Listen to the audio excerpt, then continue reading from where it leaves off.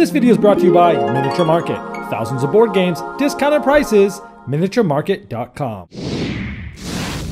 Hello my friends, it's the Game Boy Geek here with the Essen Spiel show coming up soon. I started making my list of my top anticipated games, and doing so I realized that many of the ones that I was interested in were expansions, and so I felt like making a separate list so that we don't clog up the most anticipated list coming later this week with many expansions. So this has its own list. Here come all of the expansions that I'm really interested in. I think it's about the top 9 of them. Here we go.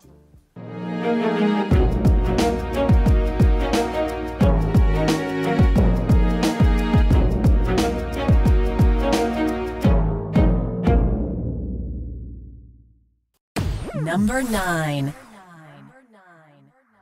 All right, the first one is Knock Mall Encore. Now, Knock Mall is one of those roll and write games, one of those quick and easy games where somebody's rolling dice and people are taking maybe what's there, what's left, and doing something with those dice on a sheet that's in front of them by themselves. And this is one of my favorite roll and write games. Unfortunately, this game does not yet have North American distribution yet. A publisher should really pick this up and bring it over because it's amazing, but it's not there yet. But even if you play this a lot, all the sheets are the same in the game. So what Encore is 3 different stacks of sheets of different colors. I think it's pink, green, and blue. And each of those stacks is basically a full score sheet, and each of them is basically a variation of what it looks like, because it is sort of a puzzly game and you might find yourself trying to get into the rut of the same type of thing with the standard scoring, and this will allow you to just bring new life into the game. If you haven't played this game yet, Knock Mall, check it out, and these expansions will give it even more variability. Number 8. The next one is an expansion for one of the Spiel des Jahres nominees this past year, Magic Maze. This is called Maximum Security. Now, if you're not familiar with Magic Maze, I've reviewed it. It's one of those cooperative games where you can't really talk for most of the game and you're trying to work things out with each other, but it's real time. It's a really fun game. And this one adds a lot of things. Now, the base game came with a lot of scenarios in the rulebook, and each of those scenarios added new rules. So you started really basic and then you ramped them up, and towards the end there's just a lot going on. But if you've done it step by step, it's pretty cool how it ramps up like that. Now, what this adds is a few things. Number one, it adds new tiles and 13 new modules. There's a list of them on which order you should go in, and there's 2 different types of modules. One of them is helpers, which makes the games a little easier, and one of them is challenges, which makes the game a little bit harder. And so adding different things, easier or harder, adding almost double the amount of modules that was in the base game, adding some new tiles. I think this is really going to be cool if you've been able to play through all the scenarios of Magic Maze, which is an awesome game, so I'm interested in this one. Number 7. The next one is an expansion for Cacao. Now, it's by Essen Spiel in Europe, and in North America it's by Z-Man. Now, Cacao is I'd say a family weight tile laying game. It's a lot of fun. If you want it to be sort of a gamer game, the first expansion that I reviewed, Cacao, helped it take it from a very basic game, one that I could play with my non-gaming spouse, to something that gamers find a little bit more interesting, because that expansion added 4 new modules that you could add or subtract. I actually liked all the modules there. And the newest expansion for Cacao coming out is called Diamante. And this is another 4 new modules, which you can mix in. So if you like some of the modules that are there, great. If not, that's fine too. But you can mix them in as you see fit for the different style and types of players that you might be playing with. And there's also a big game variant where you can even play with all of the modules from both expansions, the Cacao and the Diamante. So to take a game that's as simple as Cacao and make it even more gamery with another 4 modules is really interesting to me, because it's a game I like. And I've gotten it out a lot more once the expansion came out, and I think this is just going to add to that, and that's Cacao Diamante. Number 6. The next one is for Dream Home. This is called 156 Sunny Street. Now, Dream Home was a fun, I'd say, family level drafting game where you're drafting different rooms, putting them in your house. The artwork was cute.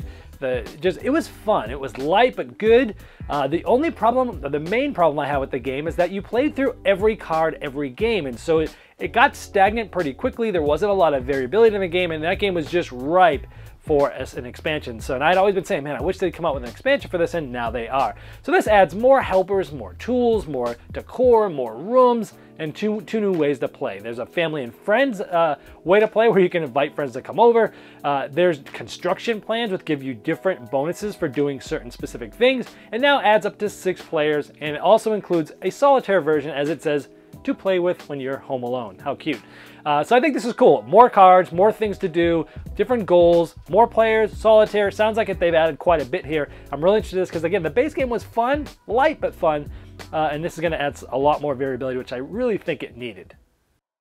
Number 5. The next one is called Fabled Fruit Lines. This is for the game that almost made my family game of the year last year, Fabled Fruit from Stronghold Games. It uses this Fabled system. It's basically an entry-level worker placement game that you're trying to put together these cool juices, and it's great for my wife, who's a non-gaming spouse. We've played it a lot, and it's one of those games where as you play, the rules change, and it's sort of like a legacy game, but it's not destructive, and you can reset it with different groups, and I just love this system. And even if you go through it once, it's fine to go through it again, because different ones will come out at different times, and you might have different combinations, but always adding more to it is great. So this adds 20 new locations. And now every juice, it also introduced the limes, hence green, Freedom and Freeze. Every juice needs at least 1 lime, but you acquire them differently. There's cards and ways to get them that are added to this game, and you need to use at least 1 lime for all of them. And it says, I think from what I read, it's going to take about 8 to 10 campaigns long to get through the expansion, so 8 to 10 games. Each of those games last about 20 to 30 minutes, usually closer to 20. So I'm really interested in this because I love Fabled Fruit, and I like seeing them add more to it. Number 4. The next one is for an escape room game, one of my favorite systems called Escape Room the Game. This was a system that I reviewed before, and I played the base game. I've played some of the expansion modules that have come out, and it's a really cool escape room system. But this, and they actually have I think two new expansions in addition to the first 2 that came out, coming out at the Essen Spiel show. But the one I'm most interested in is in addition to that. It's called Virtual Reality. And now what's going to happen is there's an app, and there's these interactive elements where you'll put the phone that's running the app into these goggles that you'll be looking around, and you'll be going like this, and you'll be seeing certain clues and revealing what you see to people as you're looking through the rooms.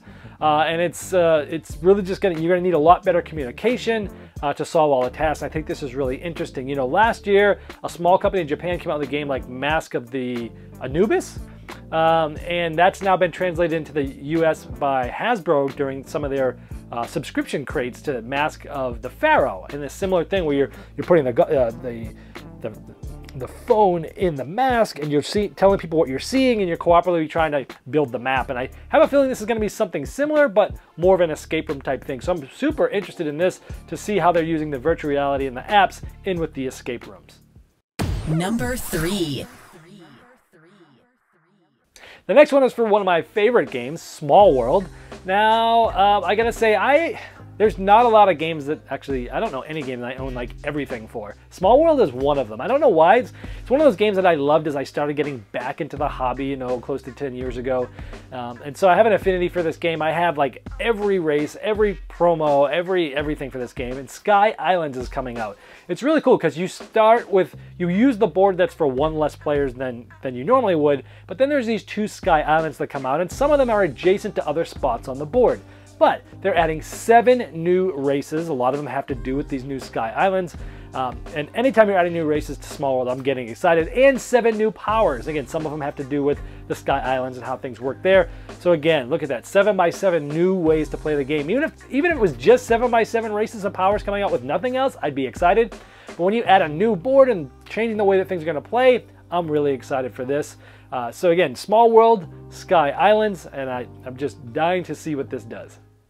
Number 2. The next one is for Ticket to Ride. It's France and Out West. I did a sneak peek of this just after Gen Con because I had a chance to see it behind closed doors, and I put that information out to you as a video. But I'm really interested in this. I like France. I've been there a lot. I go there a lot for my work, my day job. And Out West, I live out west in the United States in Phoenix, Arizona, so it's cool to have that spot of the United States focused in on. Now in France, it's really interesting because as you're taking cards, you're going to be literally building the board as to which color rails go where, because much of the board is just tracks, gray tracks. And you're literally, as you're taking cards, you're placing, you get to pick which color of the tracks go where, and you're sort of building the board as the game goes. So every game is going to feel very different. There'll be a lot more strategic options as to why you'll place where, and that just looks really cool. Now the Out West side, you can play up to 6 players. Everyone will pick a starting city, and as you start building your route, you have to actually continue your network throughout the game. So it's not like a normal Ticket to Ride where you can play over here, then you can play over here. Here you have to make a route, which is going to be interesting because it's going to be, you can see where people are going, and it's going to be even more of a race to try to get spots because you know for a fact where they're going. They're not just placing willy-nilly. You can also build more cities throughout the game. And if people build their own trains, but they go to your city, you're the one that gets the points for that. So you can strategically build cities and spots that you know people are going to be going to. There's also an alien that you pick up in Roswell. It's worth 10 points at the end, but you can also place it in different spots if you like throughout the game. Again, 2 very different ways to play the game, so I'm really interested in this. Number 1.